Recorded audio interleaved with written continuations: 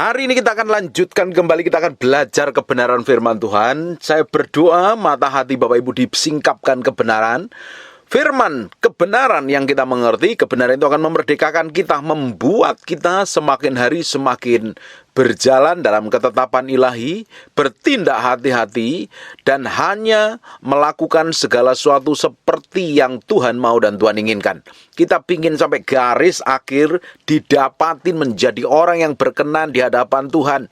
Percuma kalau hari ini kita cinta Tuhannya luar biasa, rajin ibadah, doanya kencang sekali, rajin menabur, memberi, membiayain pekerjaan Tuhan, tetapi di ujung hidup kita tidak didapatin berkenan di hadapan Tuhan, percuma dan sia-sia. Kita mau didapatin hari demi hari, apa yang kita perbuat, apa yang kita lakukan, apa yang kita katakan ini menyenangkan hati Tuhan. Sampai garis akhir kita menjadi orang yang berketetapan untuk menyenangkan hati Tuhan.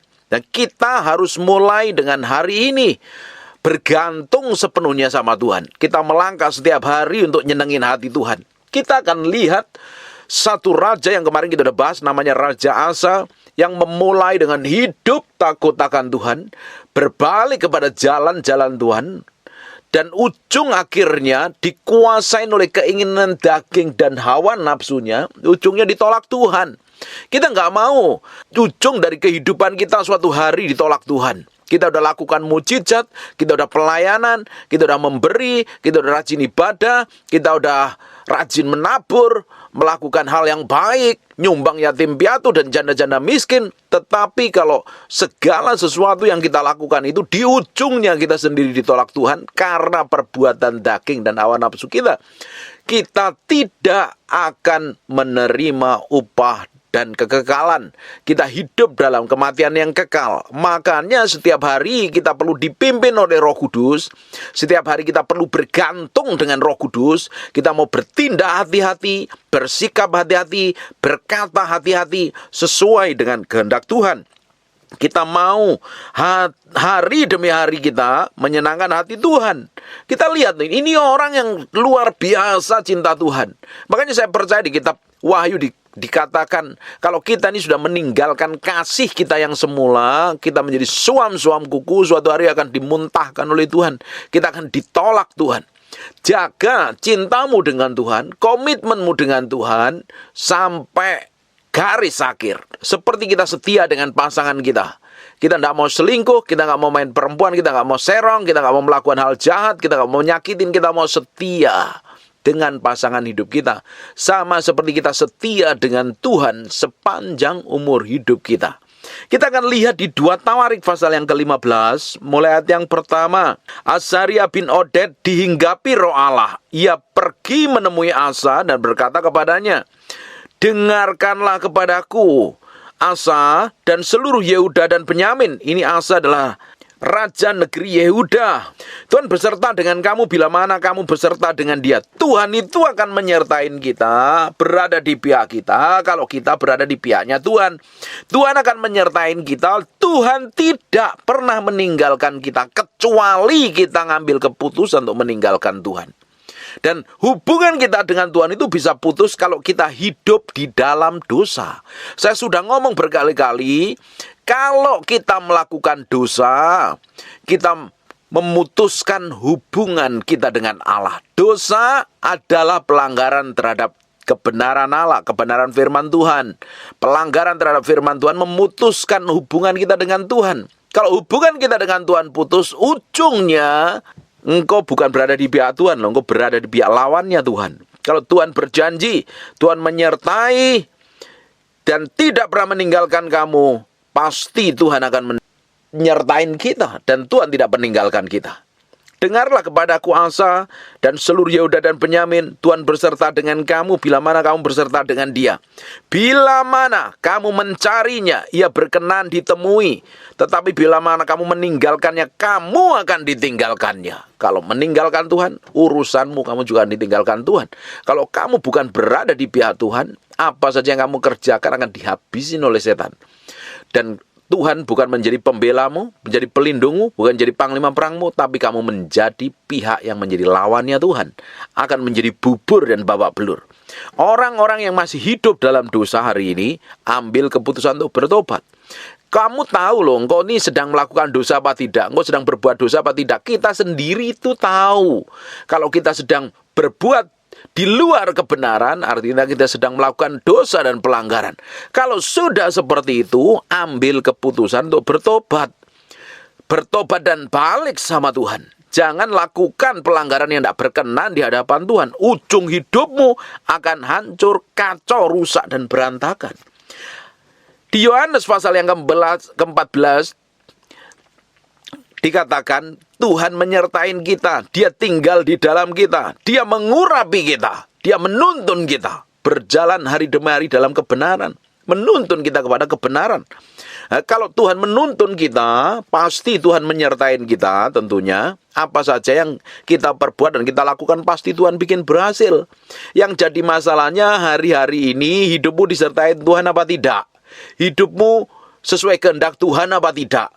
Berjalan dalam ketetapan ilahi apa tidak? Atau kamu melakukan segala sesuatu semaumu sendiri? Bertindak seenak perutmu sendiri. Kalau engkau bertindak, berkelakuan semaumu sendiri, ujung hidupmu jangan berharap disertai Tuhan. Harusnya kita menjadi orang yang hari ini percaya sungguh-sungguh berjalan dalam ketetapan Tuhan. Sehingga kita mengerjakan segala sesuatu, kita berdoa pun Tuhan akan lakukan yang ajaib dalam kehidupan kita. Bila mana kamu mencarinya, Ia berkenan ditemui olehmu. Kalau kita cari Tuhan dengan sungguh-sungguh, kita akan menemukan Tuhan kok. Yang jadi masalahnya tidak semua orang mau mencari Tuhan. Dia yang mencari Tuhan di acara tertentu, tapi hari-harinya nggak memiliki kerinduan dan mencari Tuhan. Padahal kalau kita cari Tuhan dengan sungguh-sungguh, kita akan menemukan Tuhan. Dan Tuhan itu Allah yang ajaib, menyertai kita dan tidak pernah meninggalkan kita. Perhatikan kondisi Israel zaman itu. Lama sekali, di ayat yang ketiga, Israel tanpa Allah yang benar, tanpa ajaran daripada imam dan tanpa hukum. Ini bangsa Israel lama tidak diajar kebenaran firman Tuhan. Tanpa imam yang membuat umat-umat yang berdosa balik kepada Tuhan. Jadi pengantara antara orang berdosa dengan Tuhan. Dan tanpa imam, bayangin apa yang terjadi. Kalau engkau tidak hidup benar, hidupmu ngawur, engkau nggak dididik, nggak ngerti kebenaran, tanpa ngikutin peraturan dan hukum yang sedia, hidupmu akan mengalami kesesakan. Bayangin bangsa Israel hidupnya tanpa Tuhan. Hidupnya tanpa Tuhan. Bayangkan apa yang terjadi. Pasti kacau, rusak, dan berantakan. Orang itu loh hidup tanpa Tuhan, hidupnya pasti kacau, rusak, dan berantakan. Apalagi tidak ada yang membimbing, tidak ada yang menasihatin, tidak ada yang mendoakan. Hidupnya liar, seperti tinggal di hutan, gak ada hukum, gak ada peraturan. Apa yang terjadi? Di ayat yang keempat, tetapi dalam kesesakan.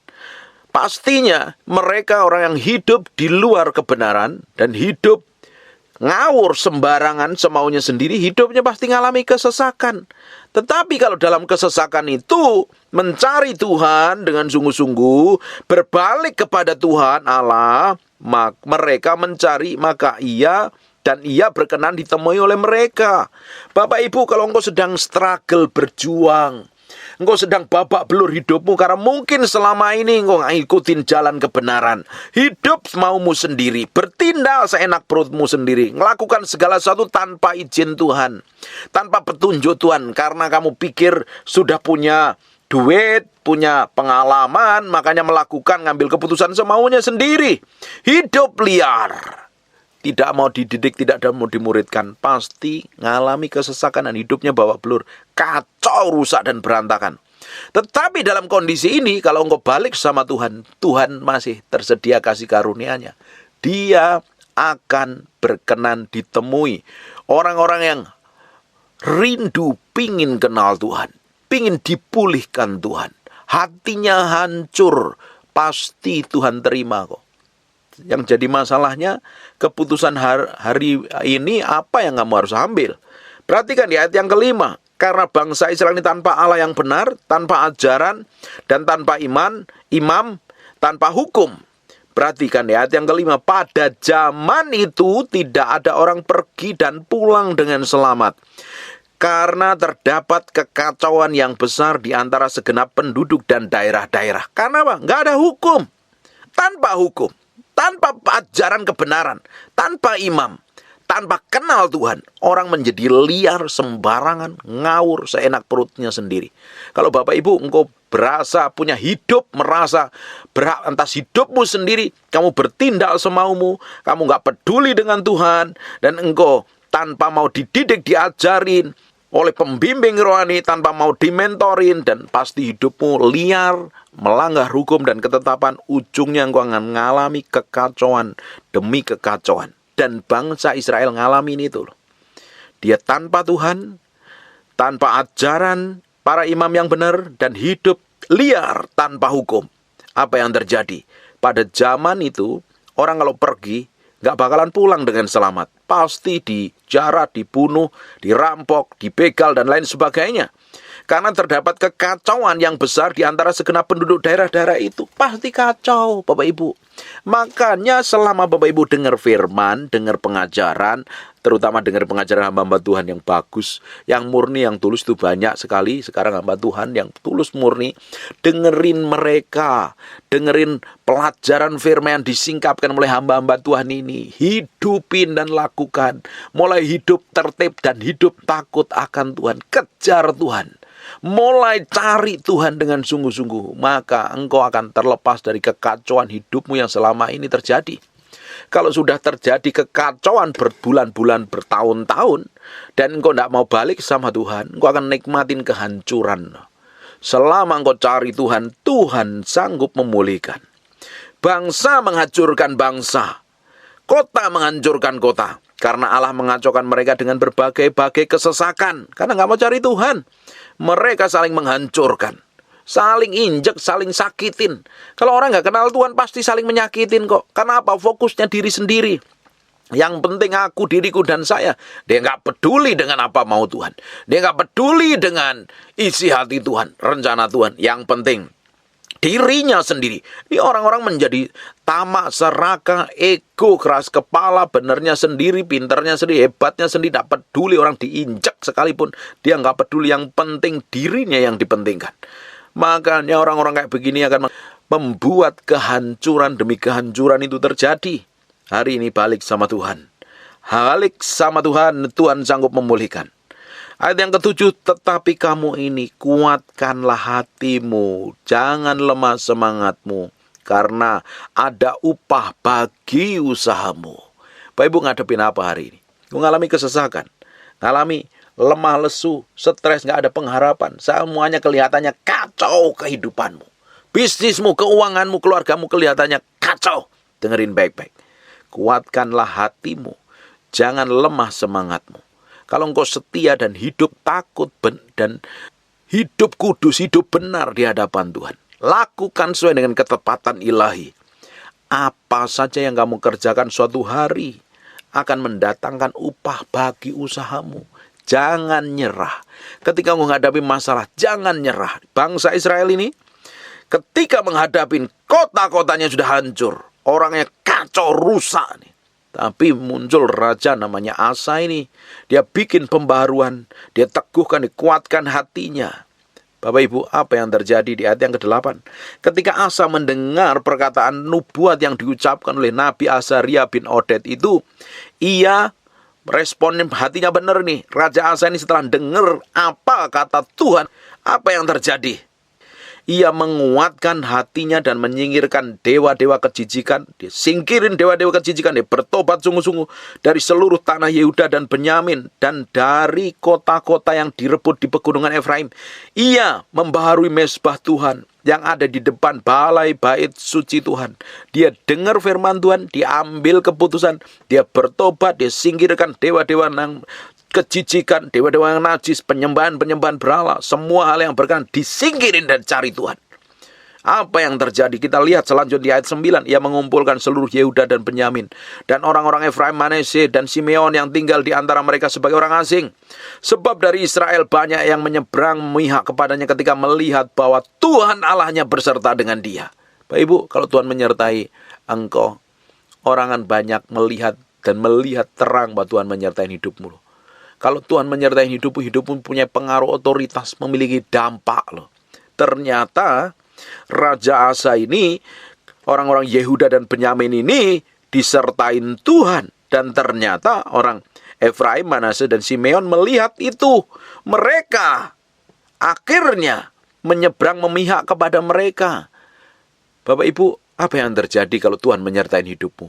Engkau punya pengaruh, engkau punya kuasa, engkau punya otoritas, ada yang menarik. Orang melihat bahwa ada kuasa Tuhan yang menyertai hidupmu. Pasti engkau akan dibawa ngalami sesuatu promosi dan peninggian yang datangnya dari Tuhan. Apa yang kita akan lihat lagi di ayat yang ke-10. Mereka berkumpul di Yerusalem pada bulan ketiga tahun ke-15 dari pemerintahan Asa. Asa ini memerintah sampai tahun ke-39. Ini dalam pertengahan pemerintahannya. Pada bulan ketiga tahun ke-15 dari pemerintahan Asa. Pada hari itu mereka mempersembahkan kepada Tuhan 700 lembu sapi, 7.000 kambing domba jaran yang mereka bawa pulang. Mereka mengadakan perjanjian untuk mencari Tuhan Allah nenek moyang mereka dengan segenap hati dan jiwa. Ini Raja Asa ngajak seluruh orang Yehuda dan Benyamin bertobat, sungguh-sungguh cari Tuhan. Di ayat yang ke-13, setiap orang baik anak-anak atau orang dewasa, baik laki-laki atau perempuan yang tidak mencari Tuhan Allah Israel harus dihukum mati. Ini orang berketetapan untuk hidup takut-takut akan Tuhan, membawa seluruh penduduk Israel harus hidup takut akan Tuhan. Kalau didapatin anak laki-laki atau perempuan yang tidak mencari Tuhan, dihukum mati. Ini raja yang radikal sekali loh, mencintai Tuhan. Dia pingin bangsanya ngalami pembaharuan dan pemulihan. Karena selama ini bangsanya kacau. Hidup berantakan. Terjadi kekacauan yang luar biasa.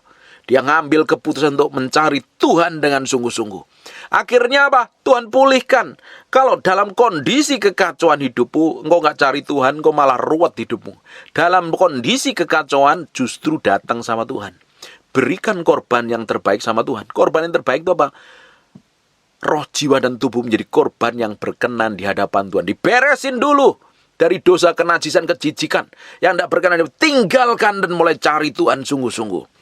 Tuhan berkenan untuk ditemui dan Tuhan akan lakukan pemulihan dalam hidupmu. Kita lanjutkan di ayat 14. Mereka bersumpah setia kepada Tuhan dengan suara nyaring, dengan sorak-sorai, dengan tiupan nafiri dan sangkakala. Seluruh Yehuda bersukaria atas sumpah itu. Karena dengan segenap hati mereka bersumpah setia. Dengan kehendak yang bulat mereka mencari Tuhan. Tuhan berkenan ditemui oleh mereka dan mengaruniakan keamanan kepada mereka di segala penjuru. Dari kekacauan, orang pergi pasti nggak akan selamat. Orang perginya baik-baik, pulang tinggal nyawa. Terjadi kekacauan, terjadi keributan. Semuanya rusak. Hidup semaunya sendiri. Tetapi ketika bangsa ini mencari Tuhan, Dia turun memberkatin bangsa ini. Allah Abraham, Ishak, dan Yakub memberkatin kota ini, bangsa ini. Kita lihat di ayat yang ke-15, kita ulangi lagi. Seluruh Yehuda bersukaria atas sumpah itu, dengan segenap hati mereka bersumpah setia, dan kehendaknya bulat mereka mencari Tuhan. Mereka dengan segenap hati mereka mencari Tuhan. Dan Tuhan berkenan ditemui. Apa yang terjadi?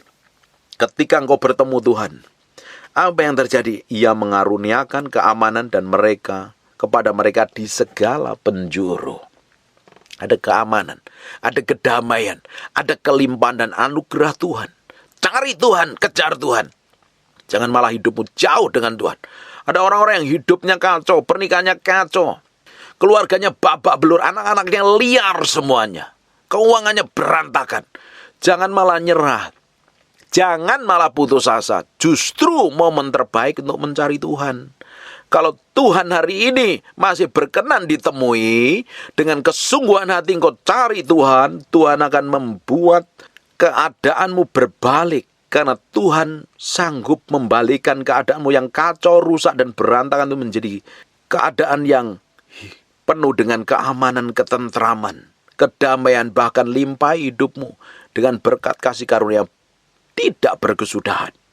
Hari ini, apa yang menjadi berhala dalam hidupmu? Apa yang membuat kekejian di hadapan Tuhan? Tinggalkan dosa apapun itu.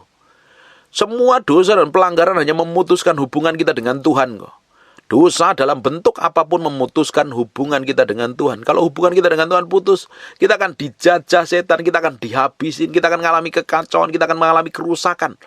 Tetapi kalau hari ini engkau bertobat dan cari Tuhan sungguh-sungguh, Tuhan masih berkenan ditemui dan Tuhan sanggup memulihkan keadaanmu. Tinggalkan semua kenajisan, tinggalkan semua berhala, tinggalkan semua yang tidak berkenan di hadapan Tuhan. Harus kita ini disiplin dan tegas terhadap diri sendiri. Kita tidak bisa hidup kompromi dengan dosa. Kita butuh Tuhan, kita perlu Tuhan. Kita mau berjalan dalam ketetapan ilahi. Supaya hari-hari kita nikmatin bersama Tuhan sampai garis akhir kita didapatin menjadi orang yang berkenan di hadapan Tuhan.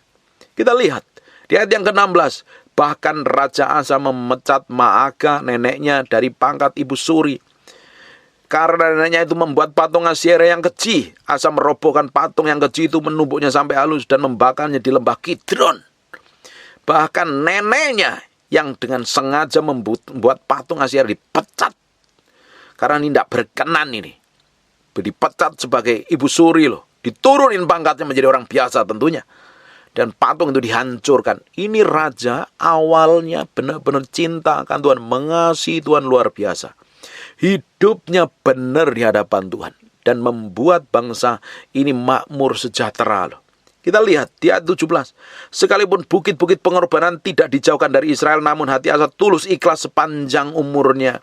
Ia membawa persembahan-persembahan kudus ayahnya, yakni persembahan kudus dari kudusnya sendiri ke rumah Allah, yakni emas, perak, serta barang-barang lain. Tidak ada perang sampai pada tahun ke-35 Raja Asa.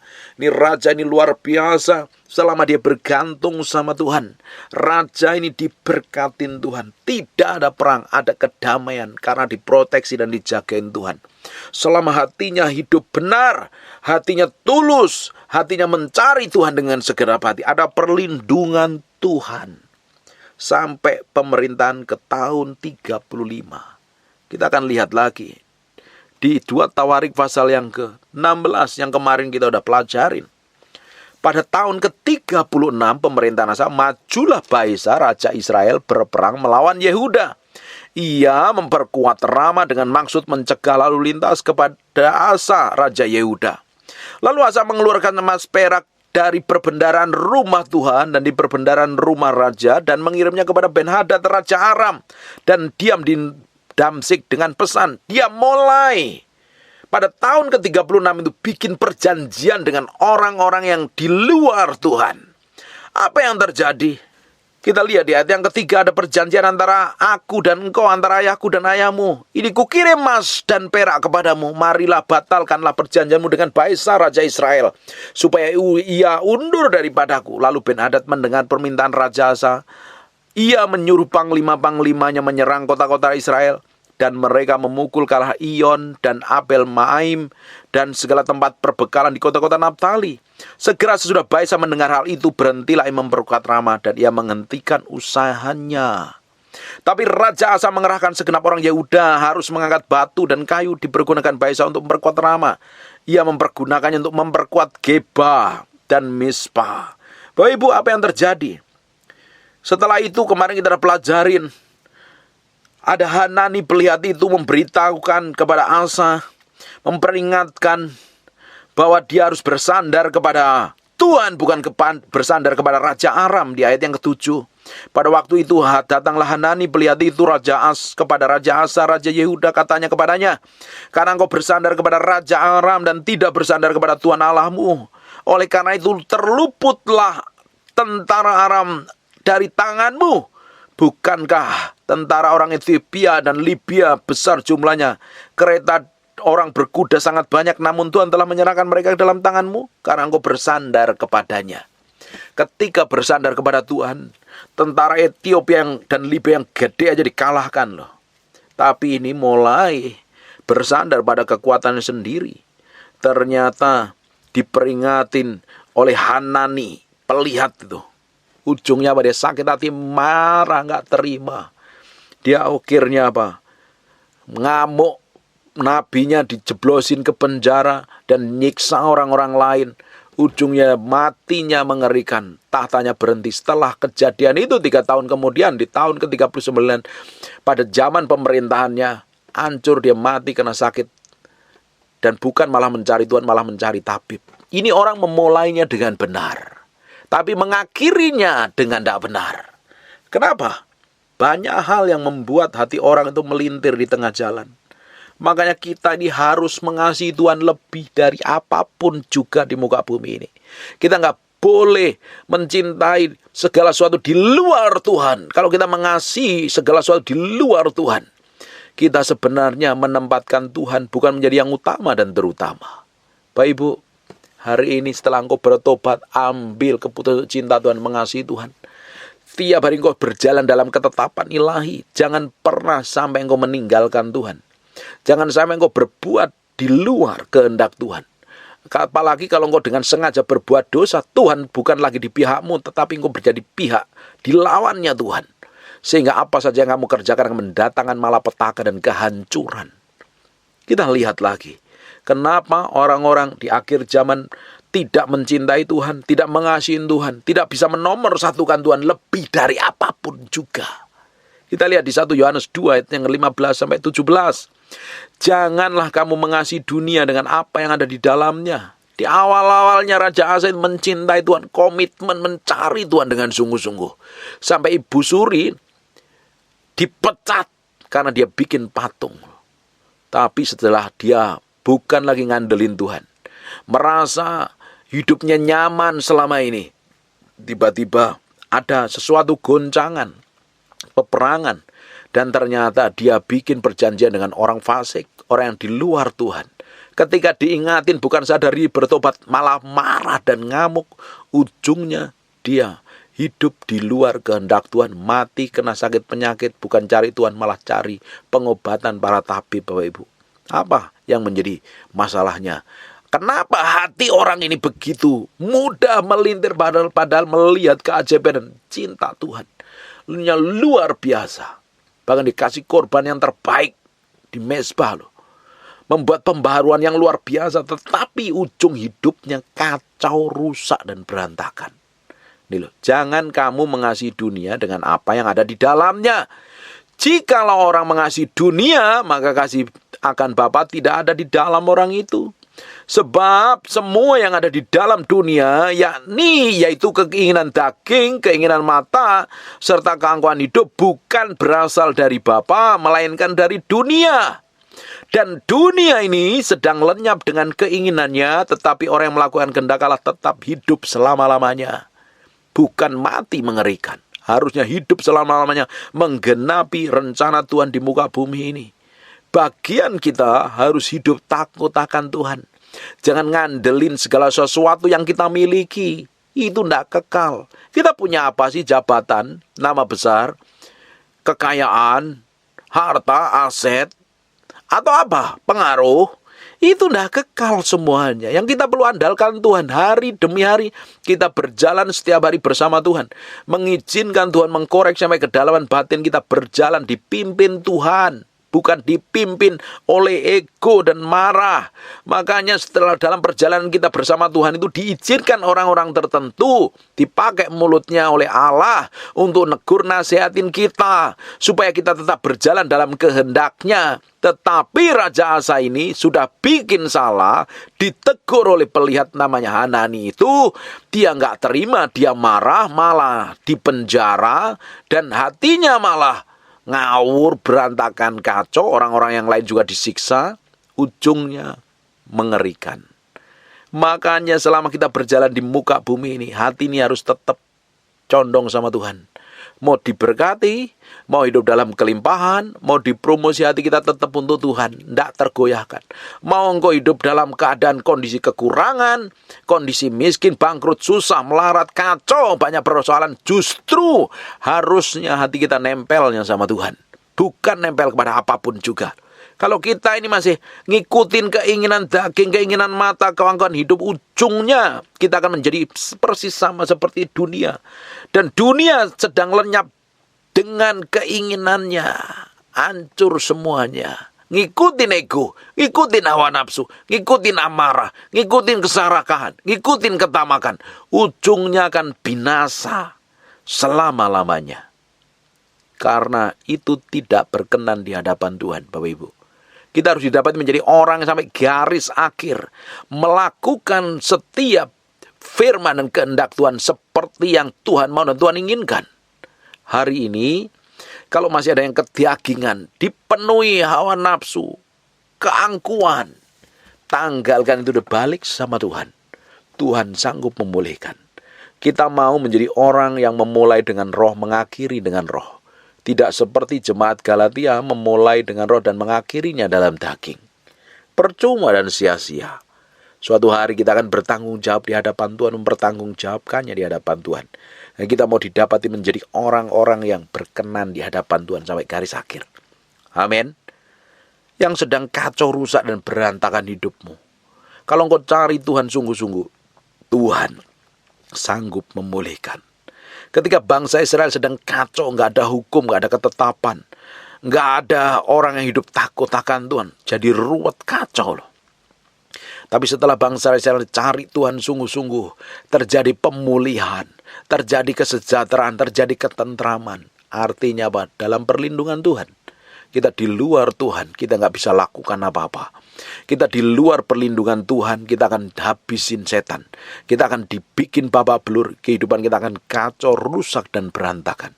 Tapi waktu kita menyerahkan hati kita sepenuhnya di hadapan Tuhan, berjalan dalam ketetapan Tuhan, kita akan menikmatin banyak hal yang ajaib yang Tuhan sediakan.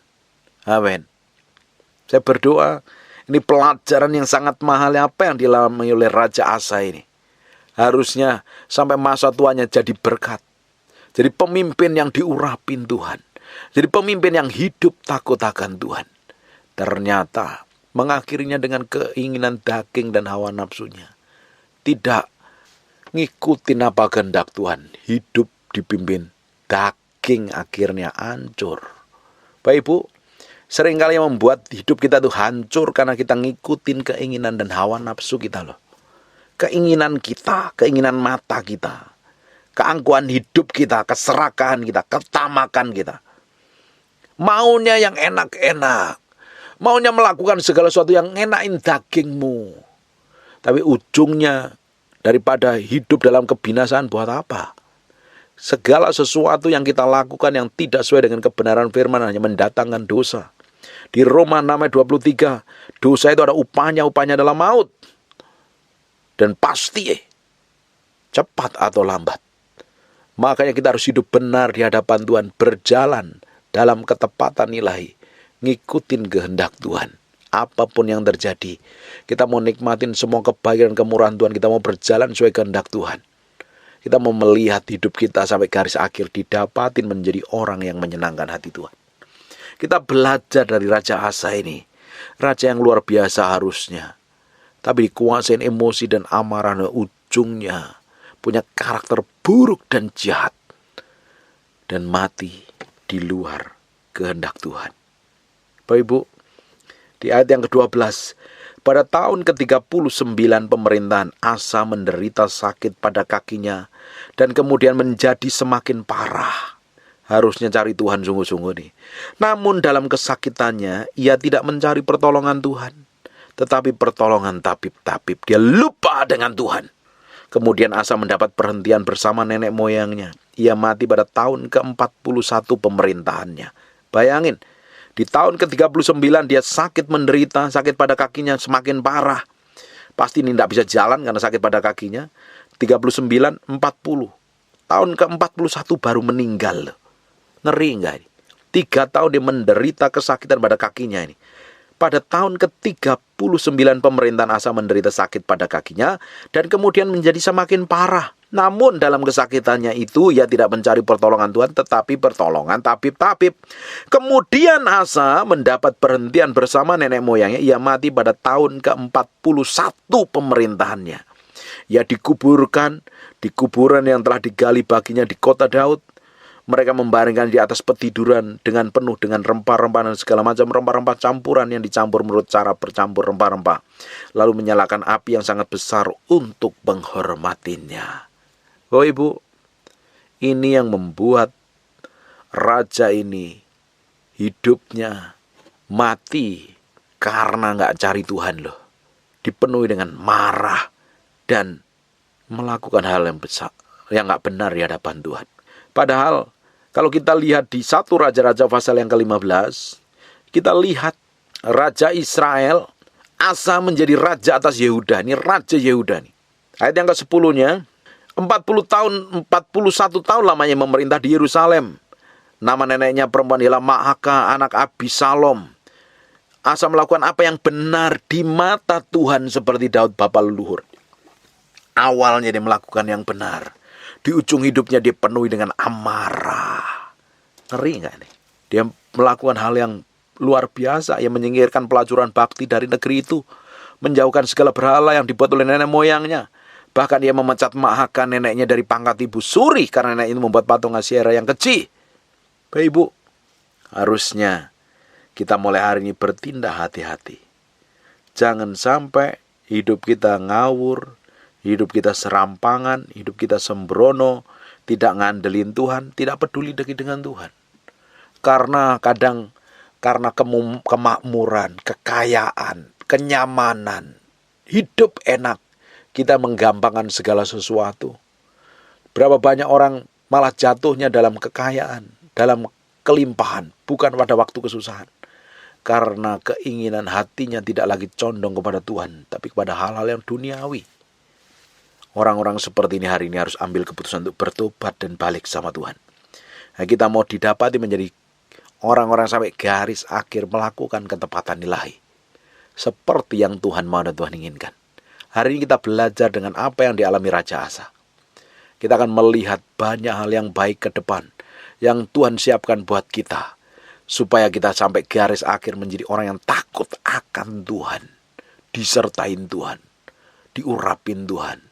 Hidup dipakai Tuhan secara ajaib dan luar biasa. Amin. Tutup matamu, tutup Alkitabmu, kita berdoa. Bapak, terima kasih buat segala apa yang kau singkapkan dalam hati kami. Kami materikan firman-Mu dengan darah anak domba Allah nempel dalam hati kami. Berhari-hari, berminggu, bulan-bulan firman menjadi kehidupan. Hamba berdoa untuk setiap orang yang mendengar firman ini diberkati dan diubahkan Tuhan. Ajarin kami terus hidup dalam ketepatan ilahi. Hidup takut akan Tuhan. Sampai garis akhir kami didapat menjadi orang yang menyenangkan hati-Mu. Terima kasih ya Tuhan. Kami kembalikan segala hormat, pujian, pengagungan buat Raja kami yang maha mulia. Dalam nama Yesus, saya mau berdoa untuk orang sakit dan mengalami kelemahan tubuh. Oleh bilur Yesus, oleh darah Yesus, jadilah engkau tahir. Jadilah engkau sehat, jadilah engkau sembuh. Jadi seperti aku doakan dan katakan. Dalam nama Yesus. Haleluya. Amen. And God bless you. Come breathe upon me, breath of God. Breathe upon me, Spirit of the Lord, as I lift my hand in surrender to your name, Most High. I'm yielding to your Spirit,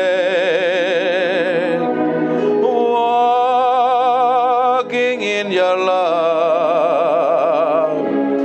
Jesus, I adore.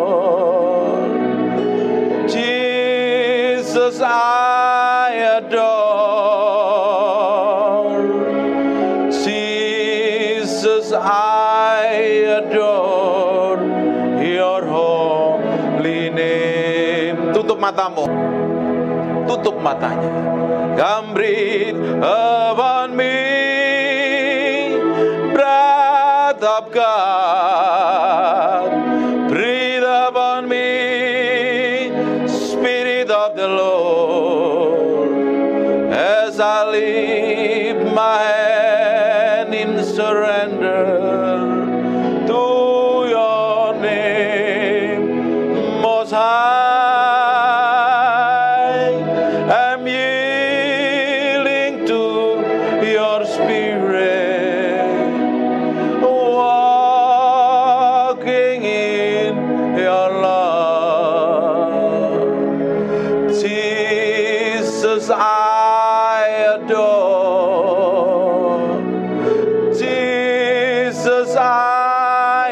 adore. Jesus, I adore your holy name. Dipenuhi kemuliaan, dipenuhi pujian. Angkat suaramu, nyanyikan lagu ini.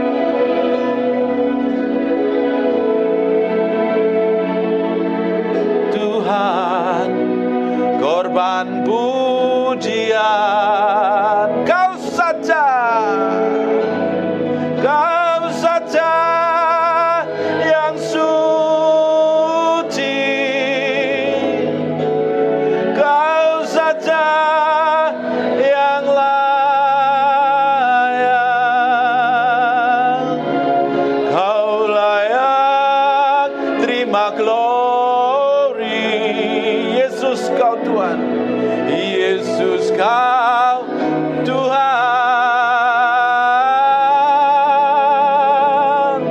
Kau saja.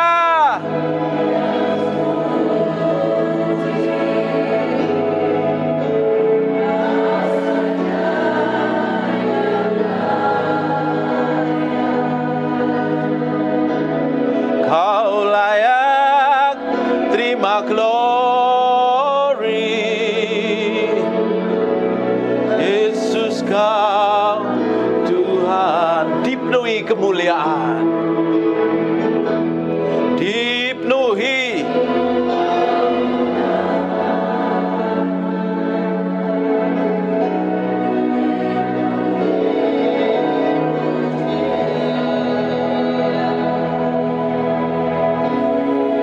kami berikan padamu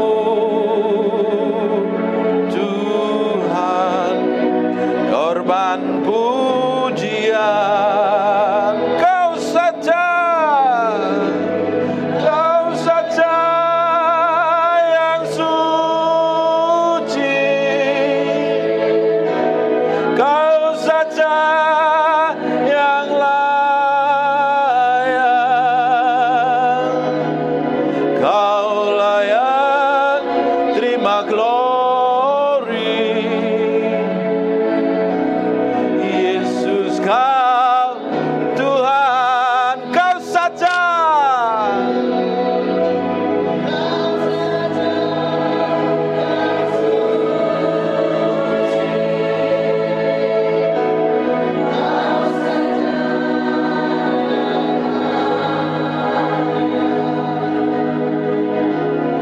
Kau layak terima glory. Yesus Kau Tuhan. Haleluya,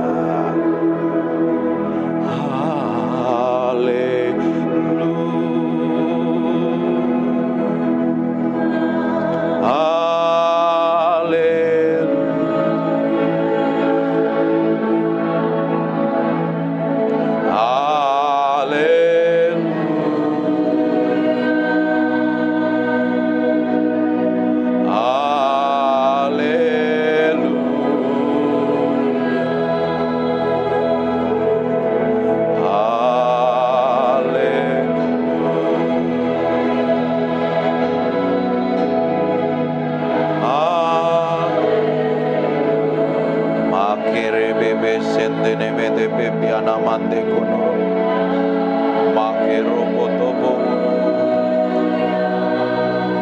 mekorobo sene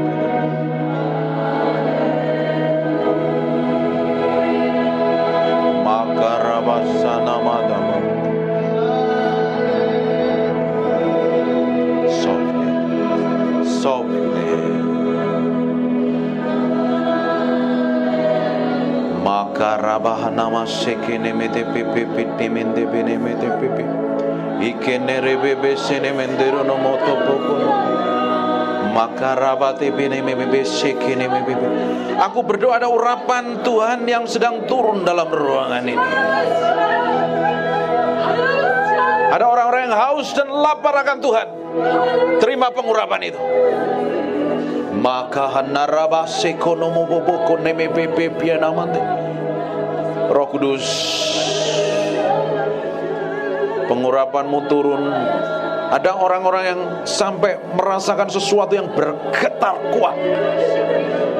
Pengurapan itu sedang turun. Nikmatin Tuhan. In Jesus name. In Jesus name. In Jesus name. Mekoro boboko no mondoro boto boseke neme tepe. Makero lo botapakan naramate peke neme. Meko seko no moto. Mekere bebe ne mende beke ne me bebia namanta pakarabash makara labash. Terus aku berdoa pengurapan itu turun dalam ruangan ini semakin kuat. Terus ke mako honomo sheke pari mana manteko noromoto mane bekere bebe shibidi. Terus marabata bakana sheke nimiti. Nikmatin Tuhan.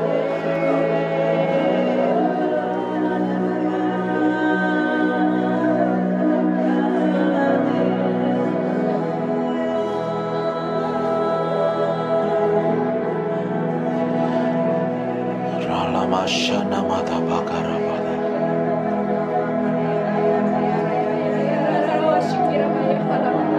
Yes, Roh Kudus. Bagianmu sekarang. Bukan aku tapi Engkau. Bukan aku tapi Engkau. Bikin pagi hari ini sesuatu yang spesial. Ini waktumu.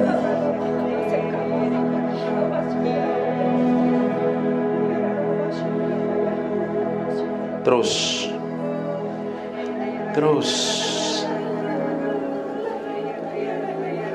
bergerak semakin kuat Tuhan. Dari ujung ke ujung hadirat. Ada orang-orang yang haus dan lapar akan Tuhan. Mereka akan sedang jamah Tuhan sekarang. Ada beberapa orang yang pingin ngalami Tuhan. Saat ini dia menjamahmu. Para makana masekene mentebe-tebe. Saya mau ajak Bapak Ibu ya, ekspresikan cintamu sama Tuhan. Jangan banyak bergerak, jangan banyak melakukan apa-apa. Kita menghormatin hadirat Tuhan.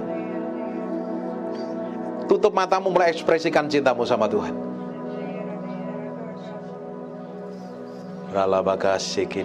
Fokus sama Tuhan. Koreksi hatimu sampai kedalaman hatimu dengan Tuhan. Benar nggak hidupmu selama ini? Hatimu udah benar belum? Dan minta Tuhan lakukan sesuatu siang hari ini.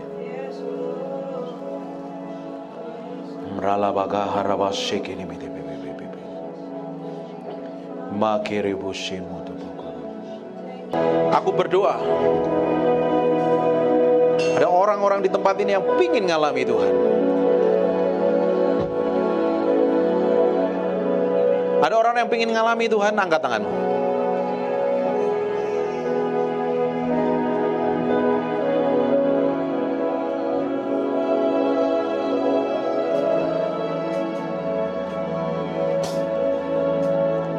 Aku berdoa orang-orang yang angkat tangan ini Tuhan. Sekarang aku berdoa urapanmu sekarang turun dalam nama Yesus Kristus. Penuhi mereka dengan hadiratmu. Para labakahan narabasikin.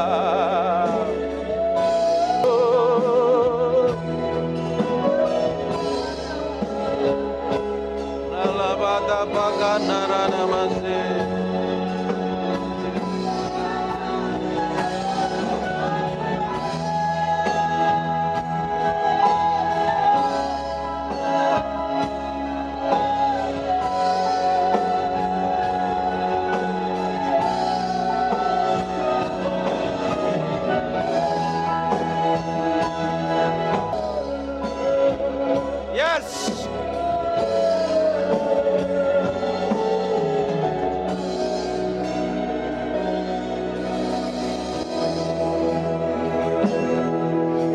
Buka tanganmu berdoa. Saya mau berdoa.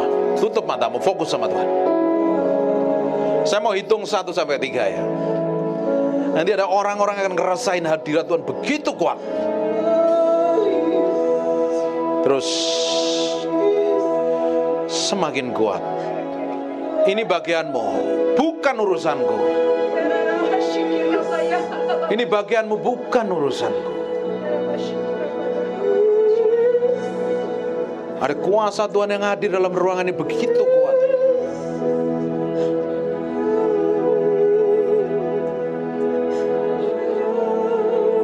Satu,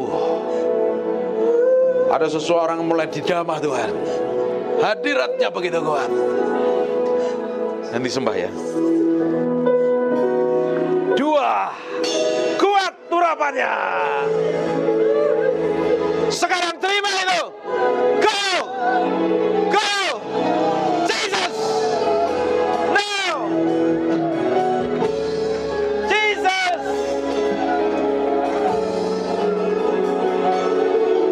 Yes. Hey, now.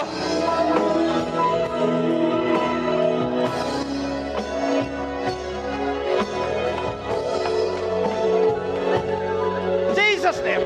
Go. Will. Do it. Do it. Do it.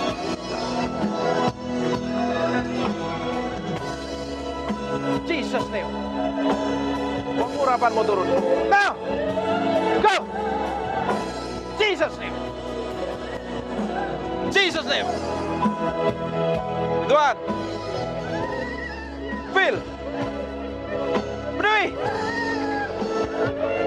Jesus name.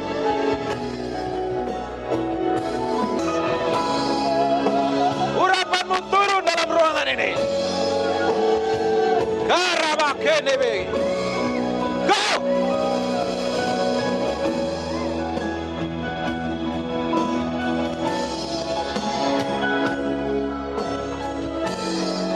Naralamase. Inamose. Aku perintahkan semua roh jahat dalam ruangan ini yang bukan dari Tuhan.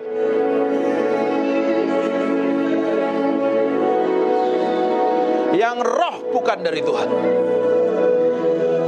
Aku berdoa ada orang-orang yang luka batin, yang pernah disakiti. Lepaskan.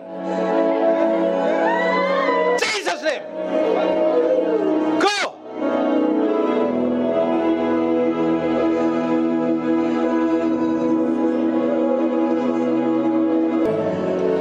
Yes Tuhan.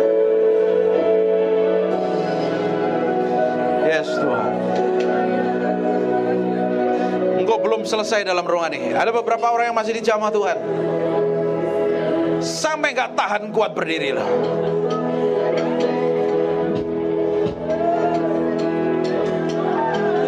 Nalamoso Sinimianamo Binamo Senalamore Hirianama.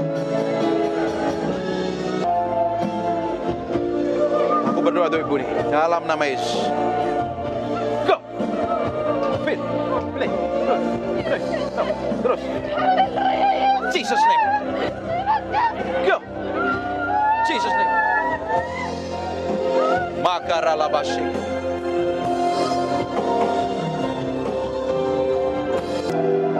Terima kasih Tuhan. Bagimu pujian, hormat dan pengagungan. Dalam nama Yesus. Terima kasih siang hari ini. Terima kasih Tuhan. Terima kasih Tuhan. Engkau baik, Engkau baik. Lihat sampai kedalaman hati kami Tuhan. Koreksi dengan firman-Mu, bahwa kami menjadi serupa segambar dengan Engkau. Kami hanya ingin menyenangkan hati-Mu, bukan yang lain Tuhan. Dapatin hati kami menyenangkan hati. Siang hari ini Roh Kudus, kami memberi hati kami untuk Engkau, untuk diubah, dijamah, dilawat Tuhan. Enggak ada yang lain yang lebih mulia selain Engkau. Enggak ada yang lain Tuhan. Buat hati kami nempel dengan Engkau Tuhan. Pikiran dan perasaan kami menyatu dengan Engkau, sehingga kami ngerti apa yang Engkau mau dalam hidup kami. Dalam nama Yesus. Haleluya. Amin. We thank you, we praise you, we adore you. We thank you, we praise you, we adore you. Terima kasih siang hari ini. Terima kasih Tuhan. Terima kasih. Terima kasih.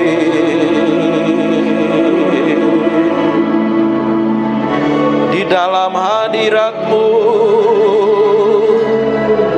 kami diubahkan mengenal Engkau. Di dalam hadirat-Mu kami mencintai-Mu.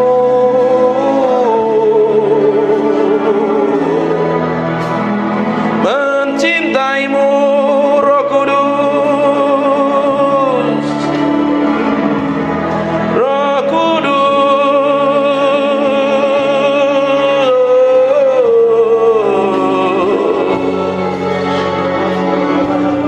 We love you.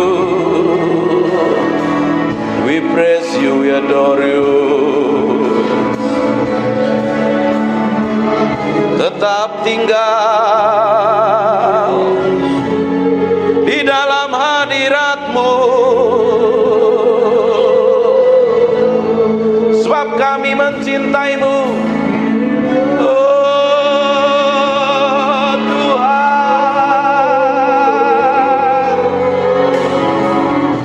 Tuhan,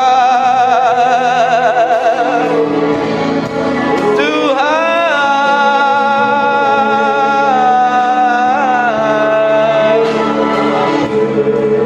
Naralamo senemede pianaramo, ikiri miana nanamo se,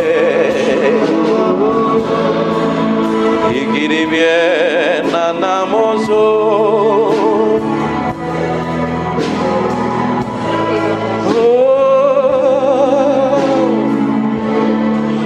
We praise you, we praise you, we praise you. We praise you, we praise you.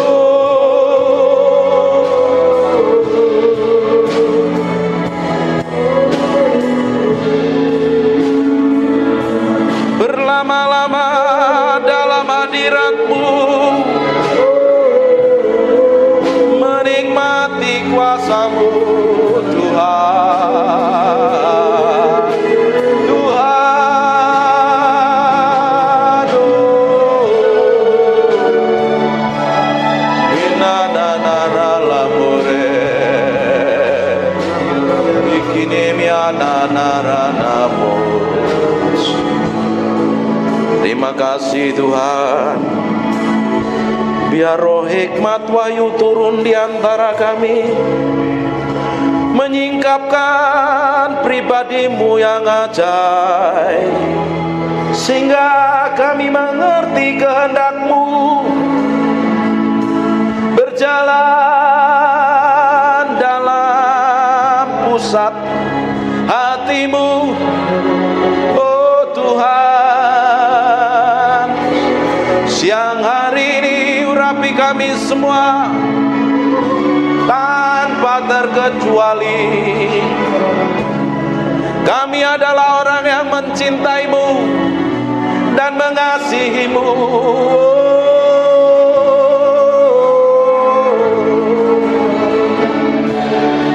Haleluya, haleluya, haleluya. Terima kasih. Yang merasakan hadirat Tuhan kasih tepuk tangan yang meriah. Hanya untuk Raja yang mulia.